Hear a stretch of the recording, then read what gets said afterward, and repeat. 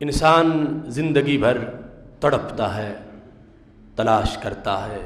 جو راہیں مدینے کو جاتی ہیں مدینہ شریف کی ان راہوں کے لیے بھی تڑپتا رہتا ہے، اور پھر جا کے اس کے لیے وہ زندگی کی حسین کیفیات آتی ہیں جب وہ سید عالم نور مجسم شفیع معظم صلی اللہ علیہ وسلم کے روضہ پاک کے سامنے موجود ہوتا ہے۔ لیکن جب اسے وہاں جفاؤں کا سامنا کرنا پڑتا تو اس سے بڑھ کے اس کی زندگی کا سخت لمحہ بھی کوئی نہیں ہوتا، جب وہ اپنی آرزوئیں جو ساری زندگی میں اکٹھی کی تھی، وہ تمناؤں کی گٹھڑیاں باندھ کے،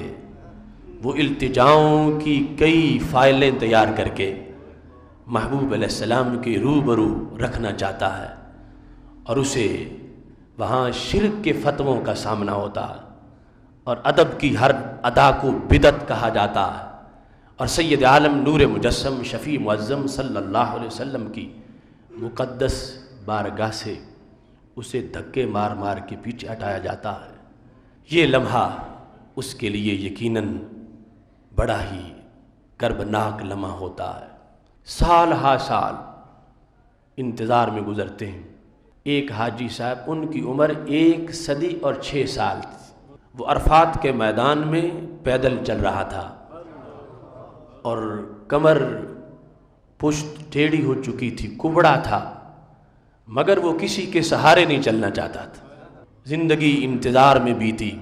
اور پھر یہ لمحات آئے، اور آگے سلسلہ جس کو مذہب اور دین کا لبادہ اوڑھ کے معاذ اللہ پیش کیا جاتا ہے کہ مدینہ شریف کی حاضری کا حج سے کوئی تعلق نہیں ہے، مدینہ شریف کی حاضری حج سے اس کی کوئی وابستگی نہیں، تو پوری کوشش کی جاتی ہے کہ کہیں نہ جائیں تو اچھا ہے، مگر جن کی روح میں ازل سے محبت ہے وہ ان عارضی خطبوں سے کیسے ٹل سکتے ہیں؟ اور پھر یہ ہر چھوٹی بڑی کتاب میں لکھا جاتا ہے جو وہاں سے چھپتی ہے کہ جانا بھی ہے تو پھر نیت مسجد نبوی شریف کی کرنی ہے، وہاں جانے کے بعد اگر اتفاق ہو جائے تو پھر تم قبر رسول صلی اللہ علیہ وسلم کے سامنے بھی چلے جاؤ، مگر ہاتھ باندھ کے کھڑے نہیں ہونا، اور اس کے علاوہ